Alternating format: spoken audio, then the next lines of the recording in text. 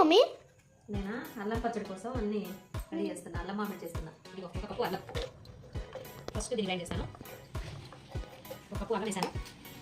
దీన్ని గ్రైండ్ చేసుకోండి. కప్పు అల్లంకి 4 కప్పుల మామిడికాయ ముక్కలు.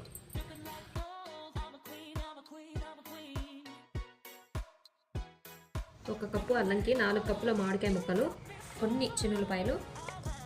మనది ఊర్లో పట్టించుకున్న కారం కాబట్టి చాలా కారం ఉంది, అందుకే ఒక కప్పుకి కొంచెం తక్కువ వేసాను.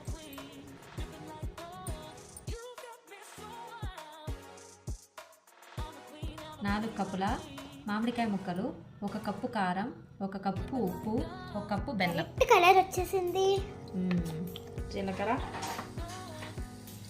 ఆవాలు, ఎండుమిర్చి ఒక 2 వేస్తున్నాను.